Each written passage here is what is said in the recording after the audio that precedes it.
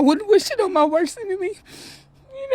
I wouldn't do it. I wouldn't do it. This is one of the most difficult weeks for the family of London Thomas, the 17-year-old known for her big personality and passion for all things hair. She's this big, but she ate this big. April 5th, around midnight, is the last time her mother says she saw London. The teen ended up going to an older sibling's house to fix her hair. Hours later, the sister reportedly took her to a home in Inkster. She didn't receive a call saying, hey, come get me, and that her phone was pinging some weird place in some park. Around 10 Saturday morning, they say London's phone pinged in Westland. That's when her mother and biological father went to local police. And then I also went to Detroit because we live in Detroit. Her family tells me they've searched high and low for the teen. They say she did have a boyfriend, but still, no leads have led them to finding London. Nobody has accused anybody of anything, not our family. Yeah. We just want her home. If anybody's pointing fingers, there's people online, it's not our family. In early April 2025, 17-year-old London Thomas was dropped off at a home in Inkster, Michigan. A residence linked to her 23-year-old boyfriend, Jalen Pendergrass. She was seen in the early morning hours and then vanished without further verified contact. Days of silence triggered escalating concern, prompting law enforcement involvement that eventually included the Inkster Police Department, the Detroit Police Department, Michigan State Police, and the FBI as investigators reviewed digital data and neighborhood canvases for leads.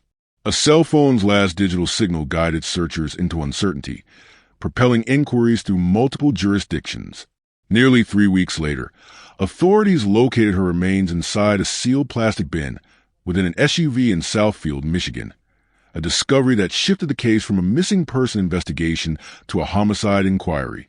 Subsequent charges alleged involvement by Jalen Pendergrass and his mother, Charla Pendergrass, marking a profound turn in the investigation that would underpin the prosecution's case. But first at 5, a sudden breakthrough in the case of 17-year-old London Thomas. 6 months after her death, murder charges have been filed. We appreciate you joining us this afternoon. I'm Glenda Lewis. And I'm Simon Shaquette. For the first time, prosecutors are revealing how the teenager was killed. They say she was asphyxiated. London last seen April 5th after being dropped off at her boyfriend's house in Inkster. Her body was found April 26th inside a white SUV in Southfield. By early May, 2 suspects were released, 1 woman charged with lying to investigators. Now, prosecutors say they have enough evidence to charge London's boyfriend and his mother. 7 News Detroit reporter Tiara Braddock starts us off with a closer look at the major development and the family's reaction tonight. Honorable Judge, Serena Johnson presiding. All right, and so the court is going to remand Mr. Pendergrass. So happy and satisfied at the same time. You know, we all knew that they were pretty much responsible for what happened. So now we're moving forward. We're moving in the right direction. Oh man, she's dearly missed. Everybody, her friends, they still call me to this day. Everybody miss her. So, you know, just keeping her spirit alive and, you know. Stay with us as we unravel the shocking story and uncover the heartbreaking details of what led to this senseless loss. Before we begin, let us know in the comments, where are you watching from? And what are your thoughts as the story unfolds? Welcome to True Crime Tales, where we reveal the crimes that shock communities and the secrets hidden behind closed doors. These are real people, real events, real consequences. Hit subscribe and turn on notifications. You won't want to miss what's coming next. Now, let's begin. London Thomas was a 17-year-old girl living in the Detroit metropolitan area, primarily associated with the Inkster community. At the time of her disappearance in April 2025, she was a minor navigating transitional period between adolescence and adulthood. Her life, while largely private, followed routines familiar to many teenagers in her age group. London resided with her family, which included her mother and siblings. Family members later describe her as someone who maintained regular contact with those in her household and followed predictable daily habits. She did not have a history of running away or prolonged absences without notice, a detail that would later become significant in the investigation. Her relationship with her parents was described as active and involved. London typically informed her family of where she was going and who she was spending time with, especially when staying out overnight. Her family environment appeared structured, with expectations regarding communication and accountability. In the weeks leading up to her disappearance, there were no publicly confirmed reports of major conflict at home. However, investigators later examined whether London was experiencing personal pressures common among teenagers, including relationship stress and social challenges. No evidence suggested she was planning to leave home permanently or disengage from her family. London maintained a routine that included school attendance, social interaction with peers, and frequent use of her phone for communication. Deviations from this routine were uncommon, which contributed concern when she stopped responding to calls and messages. London was enrolled in school at the time of her disappearance. While specific academic records were not publicly released, there was no indication that she had withdrawn or was facing disciplinary action. Her school attendance was considered consistent, and she remained connected to her peer group. Socially, London maintained friendships typical for someone her age. She communicated regularly with friends through text messages and social media platforms. Investigators later reviewed these communications to establish a baseline for her digital activity and to determine whether there were changes in her behavior prior to April 5, 2025. Her online presence reflected normal teenage usage patterns. She posted intermittently, interacted with friends, and used messaging apps to coordinate plans. There were no public indicators of distress or announcements suggesting she intended to disappear. This absence of warning signs became relevant as investigators worked to determine whether her disappearance was voluntary. Phone records showed that London was usually responsive when contacted by family and friends. She rarely went extended periods without replying. When her phone activity suddenly stopped, it was immediately noticeable to those close to her. At the time of her disappearance, London was involved in a romantic relationship with Jalen Pendergrass, a 23-year-old man. The age difference between them was noted by investigators. As London was legally a minor, the relationship had reportedly been ongoing for some time. London had visited Jalen's residence on multiple occasions prior to April 2025, and these visits were not unusual. Family members were aware of the relationship, though the extent of their knowledge regarding its dynamics remains limited to public statements. Investigators later examined whether there were tensions or disagreements within the relationship. Some reports indicated the possibility of arguments or instability, but no specific incidents were confirmed publicly before London went missing. There was no official documentation of restraining orders or prior police involvement related to the relationship. London's visits to Jalen's home were generally short and planned. She typically arranged transportation and informed someone in her family when she was going there. This pattern made her final visit particularly important to investigators. In the days leading up to April 5th, London continued her normal activities. She communicated with friends and family and did not indicate that she was planning to go anywhere unexpectedly. Phone records and witness statements were later used to reconstruct her movements. On April 4th, London made plans to visit Jalen. She arranged transportation, consistent with how she had handled previous visits. There were no reports of unusual behavior earlier that day. Communications from London during this period did not suggest distress or urgency. She exchanged messages as she normally would, and no farewell messages or concerning statements were identified by investigators. Transportation details became a key focus. London was driven to Jalen's residence during the late night or early morning hours. The timing would later draw attention due to the limited number of witnesses typically present during that period. The early morning timing of her arrival reduced the likelihood of multiple independent observers. This factor complicated efforts to confirm details of her movements after she was dropped off. The last confirmed sighting of London Thomas occurred in the early morning hours of April 5, 2025. She was dropped off at a residence on Carlisle Street in Inkster, Michigan. The time was estimated to be around 4 a.m., though investigators worked to refine the exact minute using phone data and witness accounts. The residence was familiar to London, as she had been there before. At the time of her arrival, Jalen Pendergrass was believed to be present. Whether anyone else was inside the home at that exact moment became a subject of investigation. The surrounding area consisted primarily of residential homes. During early morning hours, street activity was minimal. Surveillance cameras in the area were limited, though investigators canvassed nearby properties to identify any available footage that might show London arriving or leaving. No confirmed video has been publicly released showing London after she entered the residence. This absence of visual evidence made this moment the final verified point in her timeline. Investigators later identified this drop-off as critical. It marked the last moment London was seen alive by anyone outside the residence. Everything that followed would be reconstructed through indirect evidence, statements, and digital data rather than direct observation. No conclusions were drawn at this stage of the investigation. Authorities treated the location as a final known point in a missing person case, not yet a crime scene. Only later would this moment be re-examined as the starting point of a homicide investigation. After London Thomas was last seen in the early morning hours of April 5, 2025, communication with her abruptly stopped. Phone calls made to her number went unanswered. Text messages sent by family members and friends were marked as delivered but remain unread. Social media activity, which had been consistent prior to that date, ceased entirely.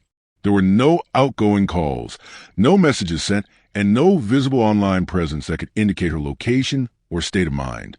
Initially, family members did not immediately assume something was wrong.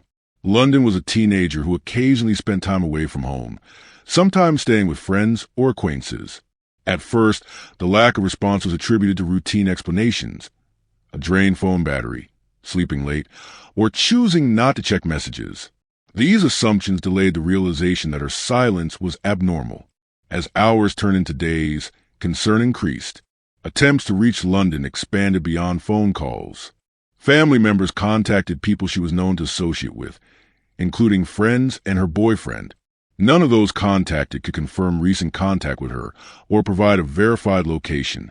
Each unanswered inquiry reduced the number of reasonable explanations for her absence. The delay before filing a missing person report became a critical factor. By the time law enforcement was officially notified, a significant portion of the early investigative window had passed. In missing person cases, especially those involving minors, the first 24 to 48 hours are often the most valuable. During this period, physical evidence is fresher, digital trails are clearer, and witness recollections are more accurate. In London's case, that window closed without a clear understanding of where she had gone or who she had been with. When authorities began making public statements, their language was measured and restrained. Officials described London as missing and stated that there was no immediate evidence of foul play. They avoided speculation and emphasized that investigations were ongoing.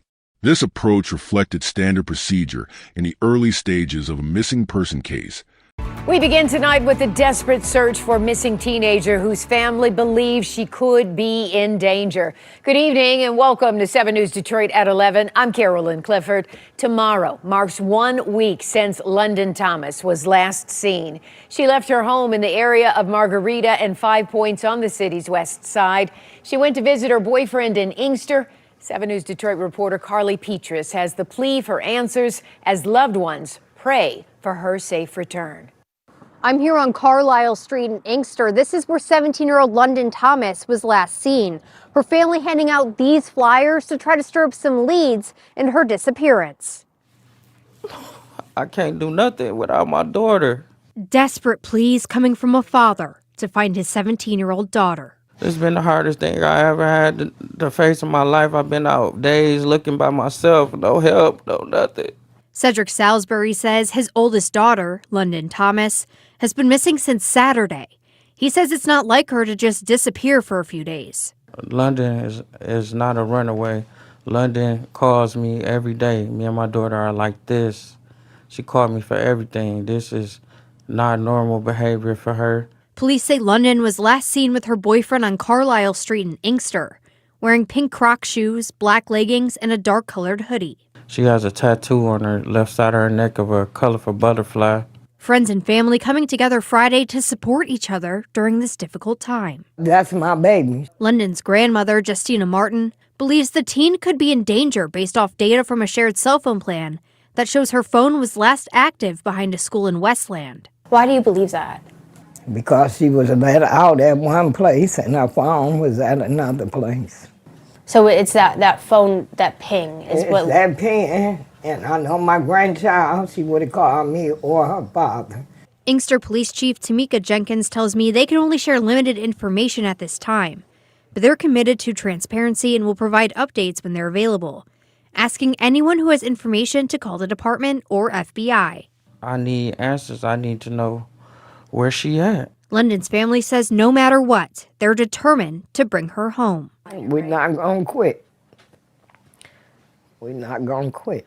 And they're asking for the community's help on this, organizing a search party for Saturday around noon in Westland. They're going to be handing out these flyers as well. In Inkster, Carly Petrus, 7 News, Detroit.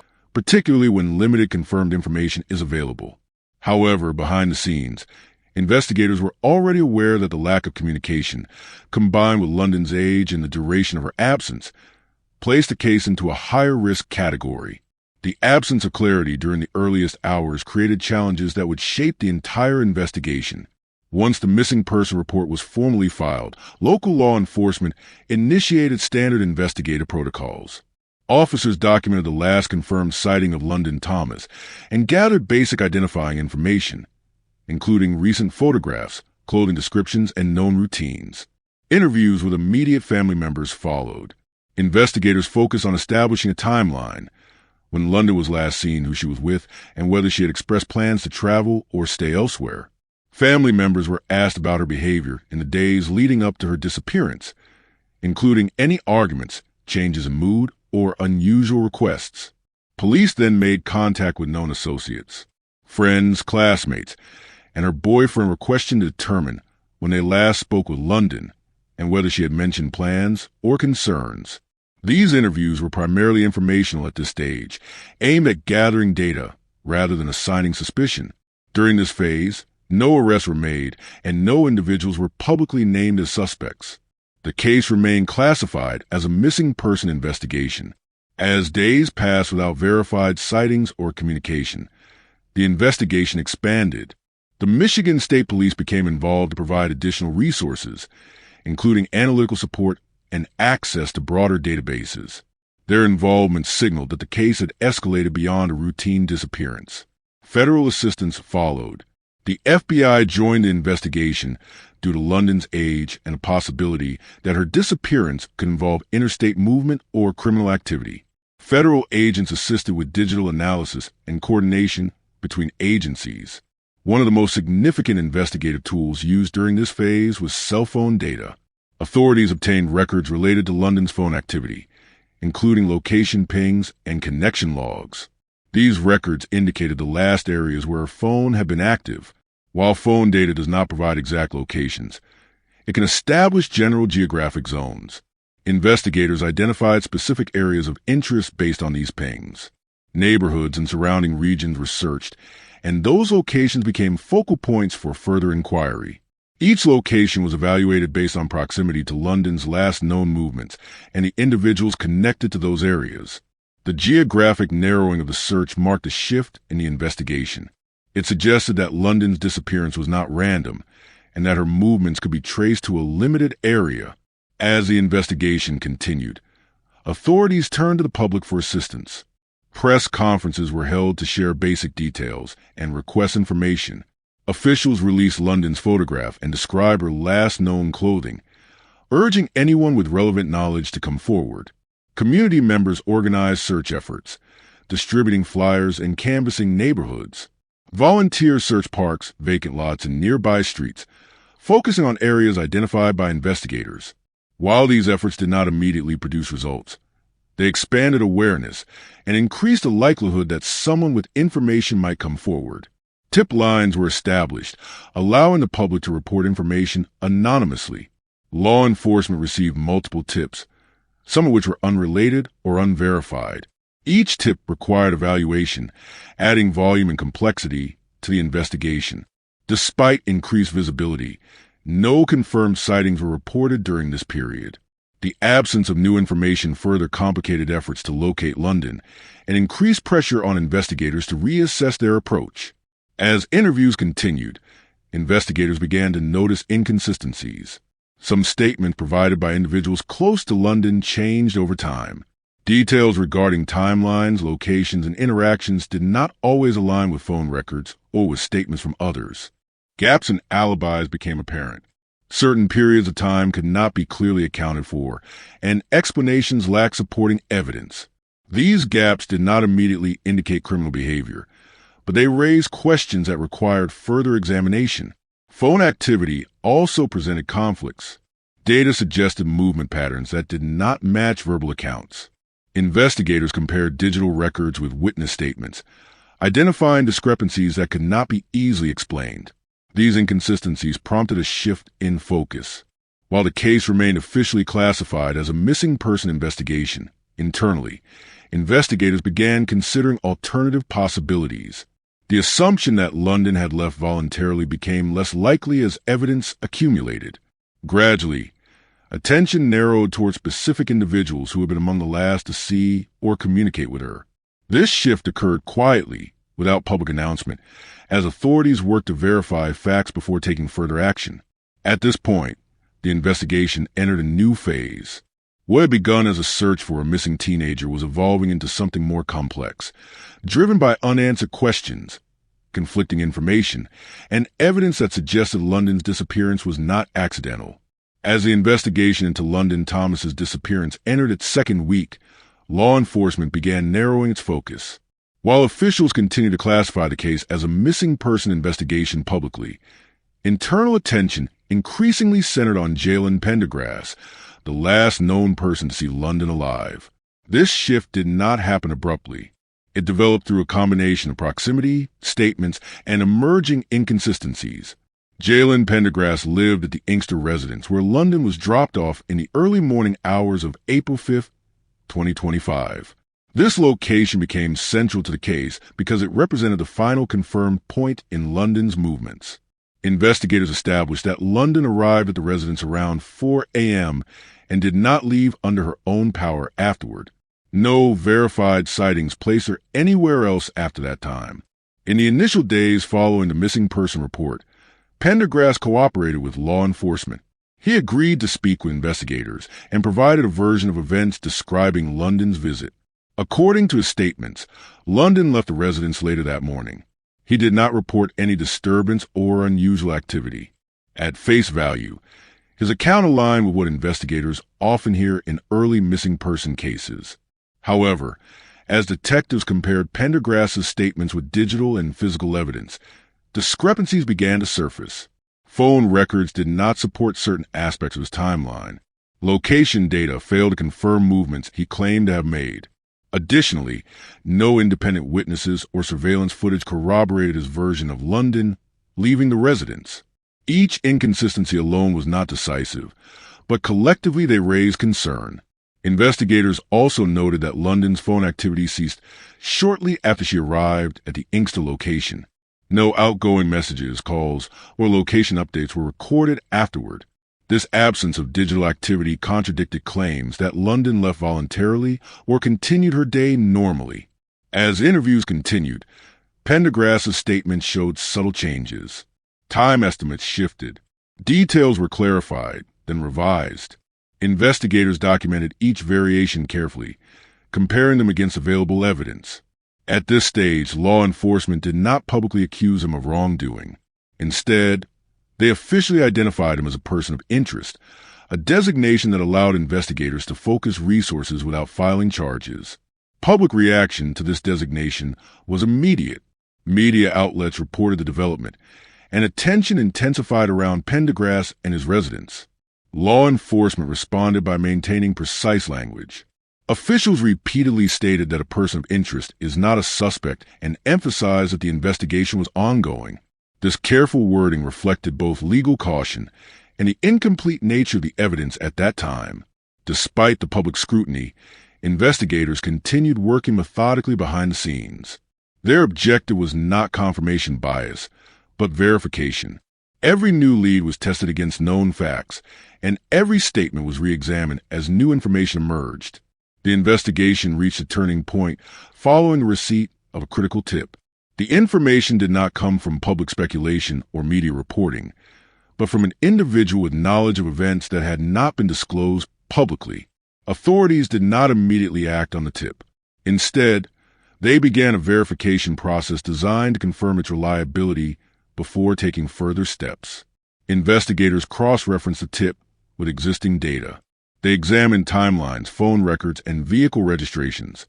The information aligned with details already known to law enforcement, but filled in gaps that had previously lacked explanation. This correlation elevated the tip from unverified information to actionable intelligence. The tip directed investigators to Southfield, Michigan, several miles from the Inkster residence. Until that point, Southfield had not been a primary focus of search. However, the location's relevance became clear as investigators traced vehicle movements connected to the individuals already under scrutiny. Before making any public move, law enforcement initiated discreet surveillance. Officers observed the area identified in the tip, documenting vehicle presence and confirming identifying details without alerting potential suspects. This step was critical. Investigators needed to ensure that evidence remained intact and uncontaminated. Preparation included securing search authorization and coordinating among multiple agencies. The objective was to approach the location in a controlled, procedural manner. No assumptions were made publicly. No announcements were issued. The investigation remained formally classified as ongoing. But we begin tonight with breaking news as police raid the home of a missing teenager's boyfriend. London Thomas has been missing now for nearly 2 weeks, with concern growing each passing day. Officers executed search warrants on Carlisle Street near Inkster Road and Michigan Avenue in Inkster. This is where London was last seen. Good evening to you, and thank you so much for joining us tonight. I'm Carolyn Clifford. 7 News Detroit reporter Ruda Osanida joining us live from the scene. So, Ruda, what led up to this raid? Carolyn, good evening. Investigations have been underway for nearly 2 weeks now. I'm on Carlisle Street, just as you mentioned. That home behind me there, that's the residence of London Thomas's boyfriend. The 17-year-old London has been missing.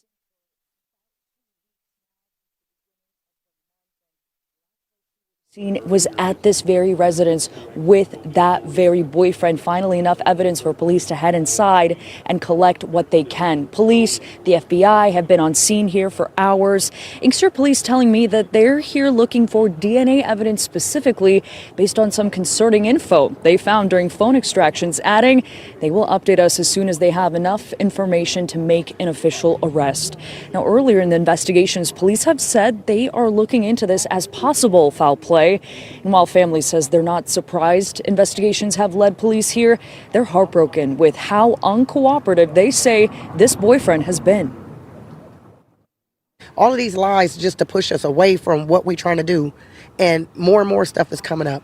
And then you have people coming from any and everywhere that want to direct you into different directions. That's what's bringing my sister down. We don't need all of that. We just need to know right here, what did you do with her? You were the last person seen with her. What's going on and where is she at? And just earlier today, London's family organized a search for her at the location where her phone last pinged. That was in Westland, near Cooper Elementary School. London's mother was there in what has been an emotional and grueling day for the entire family.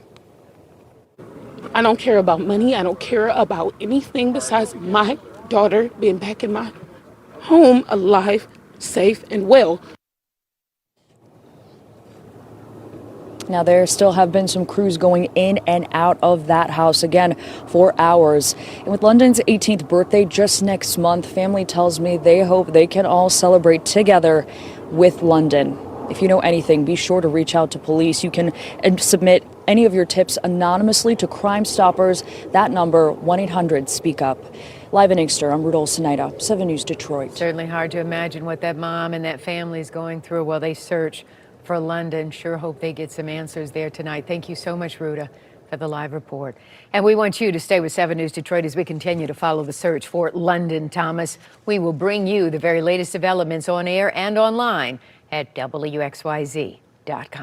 This phase of the case demonstrated a shift from searching for a missing person to preparing for a possible recovery operation. However, investigators maintained internal discipline. treating the information as unconfirmed until physical verification could be completed. On April 26, 2025, law enforcement officers executed their planned operation in Southfield. The location identified through the tip led them to an SUV parked on a residential street. The vehicle was stationary and unoccupied at the time officers approached it. Investigators documented the exterior condition of the SUV before opening it. There were no immediate signs of forced entry or visible damage. The vehicle appeared deliberately parked rather than abandoned in haste. This observation was recorded as part of the scene assessment. Upon gaining lawful access to the SUV, officers discovered a sealed plastic container in the cargo area. The container was secured and not transparent. Due to the nature of the discovery, investigators halted further examination and initiated evidence handling protocols. The area was secured and additional personnel were called to the scene. Crime scene technicians documented the vehicle's position, photographed the interior, and recorded environmental conditions. The container was removed following proper chain of custody procedures and transported for further examination. Subsequent analysis confirmed that the container held the remains of London Thomas. The discovery marked the end of the missing person phase of the investigation and the beginning of a homicide investigation. Law enforcement response at this stage was controlled and procedural. Officials did not release immediate public details beyond confirming that remains had been found. Notifications were made to appropriate parties, and investigative priorities shifted toward forensic analysis and criminal responsibility. The SUV and all associated evidence were processed systematically. Investigators focused on preserving the integrity of the scene, recognizing that the evidence recovered would become central to future legal proceedings. This discovery fundamentally altered the case. What had begun as a search for a missing teenager now required a full accounting of how and why her body was placed in a vehicle miles from her last known location. From this point forward, the investigation moved toward arrests, charges, and court proceedings. After the discovery of London Thomas's body on April 26, 2025, authorities transferred the remains to the Wayne County Medical Examiner's office for a full forensic examination. The medical examiner's role in the investigation was to determine the cause and manner of death using physical findings, toxicology analysis, and contextual information provided by law enforcement. This process is standard in cases involving unattended or suspicious deaths and is critical in determining whether criminal charges are warranted. The autopsy was conducted shortly after recovery to preserve evidentiary integrity. According to official findings released by prosecutors, the medical examiner determined that London Thomas died from asphyxia. This conclusion was based on physical indicators consistent with oxygen deprivation. The medical examiner did not publicly release specific anatomical findings, citing investigative integrity and the ongoing nature of the case. Following the autopsy, the manner of death was officially classified as homicide. In forensic terms, this classification does not imply legal guilt, but indicates that the death resulted from the actions of another person rather than from natural causes, accident, or suicide. This determination immediately shifted the investigation from a missing person case to a homicide investigation. Several details from the autopsy were deliberately withheld from public disclosure. Authorities did not release the exact method used to cause asphyxia, the estimated time of death, or whether defensive injuries were present. Prosecutors stated that these details were restricted to prevent compromising witness testimony and preserve the integrity of future court proceedings. Withholding such information is common in active homicide cases, particularly when multiple suspects are involved. The medical examiner's findings played a decisive role in altering the legal direction of the case. Prior to the autopsy, investigators were operating under a broad investigative framework, exploring multiple possibilities regarding London's disappearance. Once the cause and manner of death were confirmed, law enforcement shifted focus toward criminal accountability. The findings established that London's death was not accidental and that evidence pointed toward intentional actions, which allowed prosecutors to pursue felony charges. Following the homicide ruling, investigators intensified efforts to identify those responsible. Evidence gathered during the missing person phase, including witness statements, phone data, and physical evidence connected to the vehicle in which London's body was found became central to the next stage of the case. On October 17, 2025, authorities announced the arrest of Jalen Pendergrass, age 23, and Charla Pendergrass, age 49. Jalen Pendergrass was identified as London Thomas's boyfriend and the last known person to see her alive. Charla Pendergrass is his mother and the registered owner of the SUV where London's body was recovered. Prosecutors charged both individuals with second-degree murder and tampering with evidence. These charges were filed following a review of investigative findings and the medical examiner's conclusions. Second-degree murder under Michigan law refers to a killing that is intentional but not premeditated, or a death caused by actions demonstrating a wanton disregard for human life. Prosecutors are not required to prove planning in advance, but they must establish that the defendant acted with malice or engaged in conduct likely to cause death or serious harm. Evidence tampering charges were filed based on allegations that actions were taken to conceal London's body and interfere with the investigation. Prosecutors stated that evidence indicated deliberate movement and concealment of the remains, including placing the body in a sealed container and transporting it in a vehicle to a different location. During a press briefing, the Wayne County Prosecutor's Office outlined the basis of charges without disclosing sensitive evidence. Prosecutors stated that the case involved coordinated actions and that both defendants played distinct roles in events following London's death. They emphasized that charges were supported by witness testimony, physical evidence, and forensic findings. Authorities clarified that the investigation remained active and that additional evidence could be presented as the case moved through the court system. Both Jalen and Charla Pendergrass were arraigned in Wayne County Circuit Court shortly after their arrests. Arraignment is a formal court process in which defendants are informed of the charges against them and bond conditions are set. During the arraignment, prosecutors formally read the charges, including second-degree murder and evidence tampering. Both defendants entered not guilty pleas through their legal counsel. We begin tonight with a mother and son facing murder charges as a grieving family demands answers about the death of a teenage girl. Good evening. I'm Mike Duffy. And I'm Carolyn Clifford. The case of London Thomas is one that has gripped our entire community. Her body was found in April, 3 weeks after she was reported missing in Inkster. 7 News Detroit reporter Brett Cast is raising the voice of a heartbroken grandmother and both defense attorneys. Both Jalen and Charla Pendergrass are being held in Inkster jail behind me as they await arraignment on these charges. Now, for the family of London Thomas, this is a day they've long been waiting for. But both defense attorneys tell me their clients maintain their innocence. I miss her so much. I miss talking to my grandbaby because she always called me and say, "Grandma, I love you." And I miss her. I got her pictured all over my house. It's been nearly 6 months since Justina Martin learned her 17-year-old granddaughter, London Thomas, was dead. The teen had been missing for weeks after last being seen at the Inkster home of her boyfriend, 23-year-old Jalen Pendergrass, who the Wayne County prosecutor says is now being charged with second-degree murder, along with his mother, 49-year-old Charla Pendergrass. I want them to get the maximum penalty they can get for my granddaughter. First reported missing April 5th, London's body was later found on April 26th after prosecutors say a friend of Charla's told police he was asked by Charla to transport a sealed plastic bin with unknown contents, which he put in an SUV parked on Millard Street in Southfield, and inside the SUV, police found the plastic bin with London's lifeless body inside. While it seems that so many have rushed to judgment and have already arrived at the conclusion that he's responsible and that he's the killer, I hope that people will let the evidence play itself out and respect the process. But he most certainly will be pleading not guilty. Adam Clements represents Jalen, who along with Charla has previously been arrested and charged since the investigation began.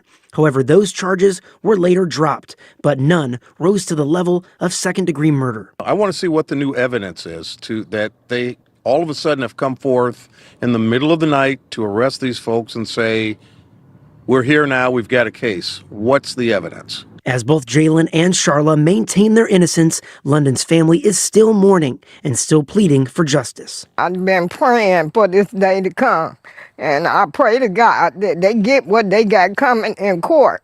Justice for my granddaughter, because she did not deserve that. And that arraignment takes place at 9 a.m. A second-degree murder charge could carry a sentence of life in prison. In Inkster, I'm Brett Cast, 7 News, Detroit. Brett, thank you. The court advised each defendant of their legal rights and the potential penalties associated with the charges. Bond decisions differ for the two defendants based on prosecutorial arguments and perceived flight risk. Jalen Pendergrass was denied bond, meaning he was ordered to remain in custody pending trial. Prosecutors argued that he posed a significant risk due to the severity of the charges and his alleged role in the offense. Charla Pendergrass was granted bond under strict conditions. The court set a high cash bond and imposed additional restrictions, including electronic monitoring and travel limitations. These conditions were designed to ensure court compliance while acknowledging her legal status as a separate defendant. Courtroom behavior during the arraignment was procedural and restrained. No statements were made by the defendants. Legal counsel for both parties limited remarks to procedural matters. The prosecution outlined the next steps in the case without presenting detailed evidence at this stage. Defense attorneys indicated that they intended to challenge the prosecution's narrative and evidence as the case progressed. They stated that their clients would contest the charges and seek full evidentiary hearings. The court scheduled a probable cause conference and preliminary examination, which are standard steps in felony cases. During these hearings, prosecutors are required to demonstrate that sufficient evidence exists to proceed to trial. These proceedings also allow defense attorneys to cross-examine witnesses and assess the strength of the prosecution's case. The judge set a timeline for future hearings, signaling that the case will move forward through the judicial process in the coming months. Prosecutors confirmed that additional evidence, including forensic analysis and witness testimony, will be presented at later stages. At the conclusion of the arraignment, the court reiterated that all defendants are presumed innocent until proven guilty. The case then transitioned fully into the trial preparation phase, marking the end of the investigative chapter and the beginning of formal legal proceedings. As the investigation into London Thomas progressed, law enforcement shifted from search operations to evidence analysis. Investigators divided the case into three primary categories: physical evidence, digital evidence, and witness testimony. Each category played a distinct role in establishing timelines, verifying statements, and identifying inconsistencies. The most significant physical evidence in the case was an SUV located in Southfield, Michigan. Authorities were directed to the vehicle after receiving a tip that suggested it may be connected to London Thomas's disappearance. Upon locating the SUV, investigators confirmed it had been stationary for an extended period. The vehicle's ownership and access history became a focal point. Investigators examined who had keys to the SUV, who had been seen driving it, and whether it had been moved during the time London was reported missing. Traffic cameras, license plate reader systems, and neighborhood surveillance footage were reviewed to determine whether the vehicle had changed locations after April 5, 2025. Inside the SUV, investigators documented the interior condition, odors, and any signs of cleaning or tampering.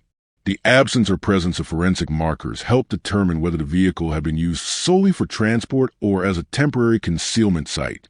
Inside the SUV, investigators discovered a sealed container.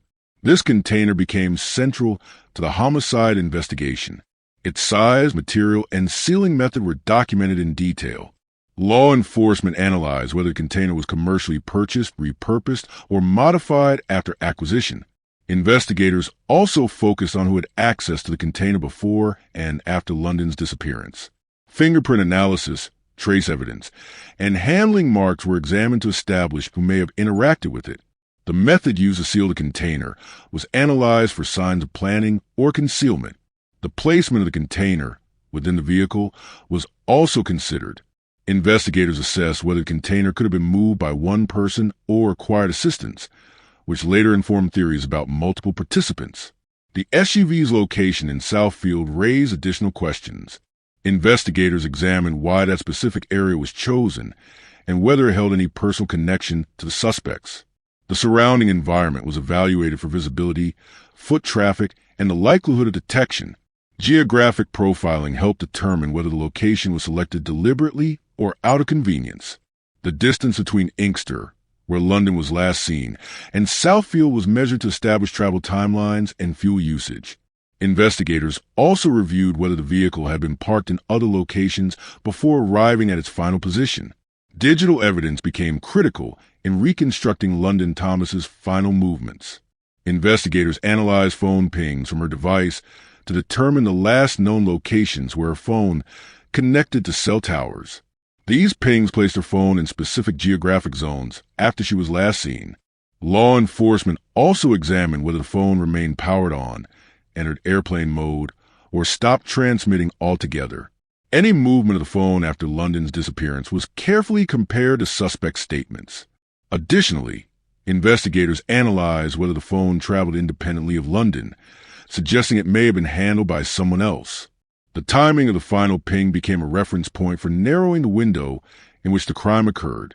Call logs, text messages, and social media communications were reviewed to establish London's interactions leading up to April 5th. Investigators focused on communications with her boyfriend, family members, and close friends.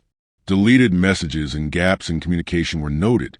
Authorities sought warrants to recover erase data when possible. Patterns in message frequency, tone, and timing were analyzed for deviations from London's normal behavior. Communication records were also cross-referenced with suspect phone data to determine overlaps, gaps, or contradictions. This comparison helped investigators assess whether statements given during interviews aligned with digital records. Witness testimony played a supporting role in corroborating physical and digital evidence. A friend of the suspects provided information regarding the movement of a container and vehicle during the time London was missing. Investigators evaluated this testimony alongside physical evidence to determine credibility. The timing of the witness's observations was compared to phone records and vehicle data. Investigators also assessed whether the witness had any incentive to misrepresent events or delay reporting information. Statements were documented across multiple interviews to identify consistency. Any changes in phrasing or detail were flagged for further examination. As interviews progressed, investigators identified inconsistencies between various accounts. These included discrepancies regarding timelines, locations, and actions taken during critical periods. Law enforcement compared statements from the boyfriend, his mother, and other associates against objective data. Differences between initial interviews and later statements were documented, especially where explanations shifted after evidence was revealed. These inconsistencies did not immediately establish guilt, but contributed to probable cause assessments and supported requests for search warrants and charges. While the investigation remained evidence-driven, the case had measurable effects on London Thomas's family and the broader community. Family members released statements requesting information and cooperation during the search phase. After the case shifted to a homicide investigation, statements focused on seeking accountability through legal channels. Family communications were coordinated with law enforcement to avoid compromising the investigation. Public remarks were limited and factual, reflecting ongoing legal proceedings. Community members organized vigils during the period when London was missing and after confirmation of her death. These gatherings served as public acknowledgments of the case and reinforced awareness. Law enforcement monitored these events primarily for crowd management and safety. Vigils also contributed to sustained media attention, which helped maintain tip flow to investigators. The case prompted discussions within the community about youth safety, supervision, and reporting delays. Schools, local organizations, and advocacy groups referenced the case when addressing teen dating safety and missing person protocols. Community reaction remained focused on procedural outcomes rather than speculation, particularly as arrests were made and court proceedings began. Media coverage evolved over time. Initial reports framed the case as a missing teen investigation. As evidence emerged, coverage shifted toward investigative updates and legal developments. Journalists increasingly relied on court filings and official statements, reducing speculation. The transition from search coverage to courtroom reporting reflected the case's progression through the justice system. The involvement of a suspect's parent introduced additional legal complexity. Prosecutors examined whether actions taken after the crime constituted direct participation or accessory behavior. This aspect highlighted how family relationships can complicate criminal investigations. The case underscored difficulties in identifying early warning signs in teen relationships. Age differences, privacy boundaries, and limited disclosure often restrict early intervention opportunities. Investigators emphasize how delays in reporting missing persons reduce recovery options and complicate evidence preservation. The case reinforced existing guidance that missing minors should be reported immediately.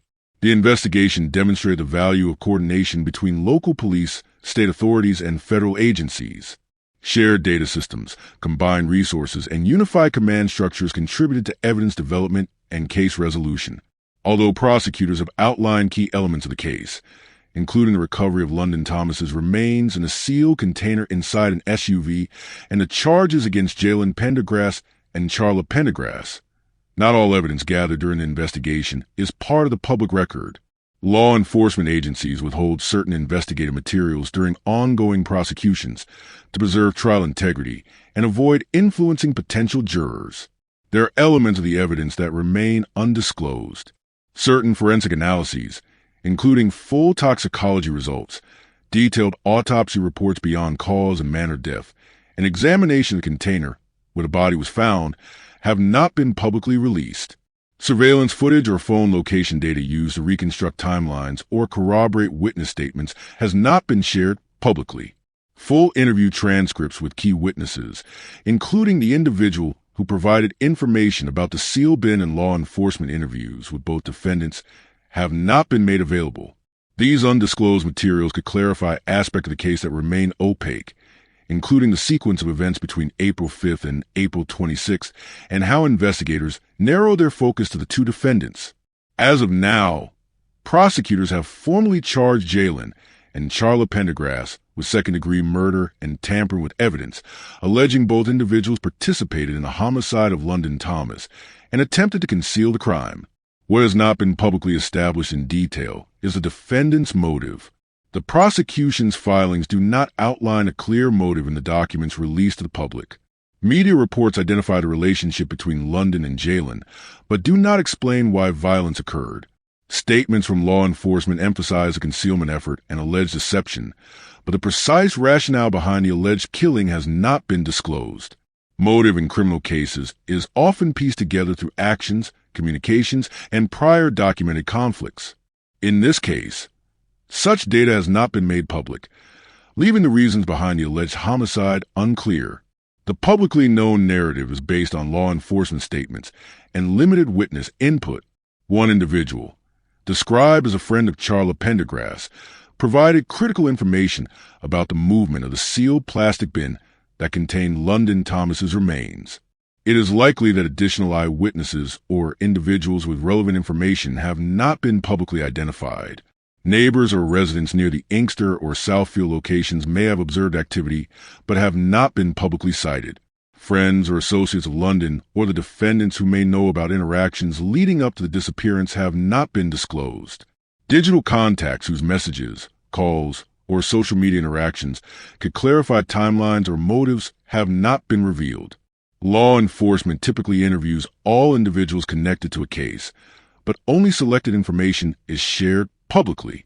It is possible that additional witnesses have been interviewed but not referenced in media reports or legal filings. Both Jalen and Charla Pendergrass have been formally arraigned on second-degree murder and tampering with evidence charges. According to court records, Jalen was remanded to custody without bond due to the severity of the charges.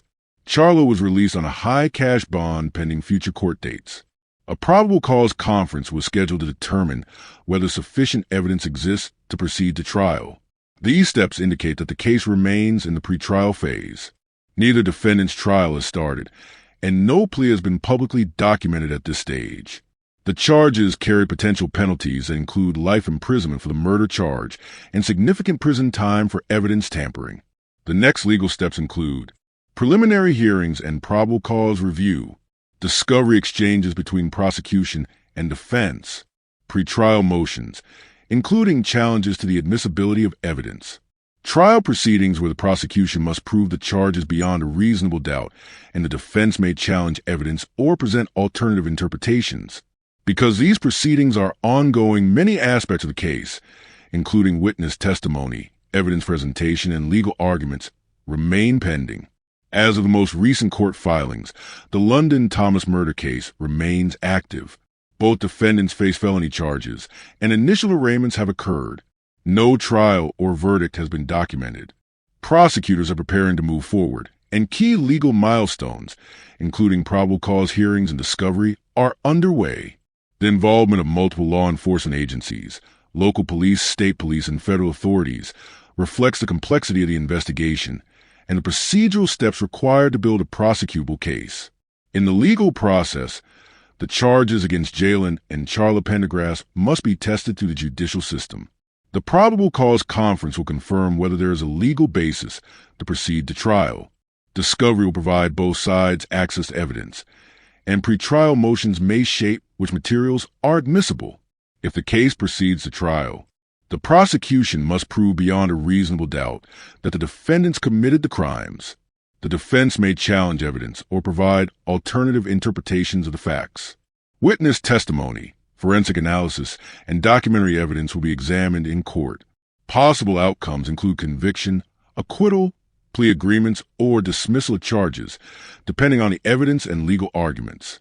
This case continues to draw attention because it involves the disappearance and homicide of a minor originally reported as a missing teenager, multiple defendants connected by familial and interpersonal relationships, extensive investigative work involving local, state, and federal agencies, a timeline that took weeks to resolve, during which public appeals and searches were conducted, the handling of evidence, the development of investigative leads, and the filing of charges will continue to be examined as the case moves through the legal system.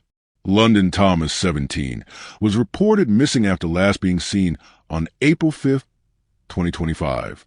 After an extensive search, her remains were found on April 26, 2025, in a sealed container inside an SUV in Southfield, Michigan. Authorities charged Jalen and Charla Pendergrass with second-degree murder and evidence tampering. The medical examiner determined London Thomas died by asphyxia, and the death was ruled a homicide. The case remains in the pretrial phase, with key legal procedures pending. If you found this story as gripping and heartbreaking as we did, don't forget to like this video and share it with others.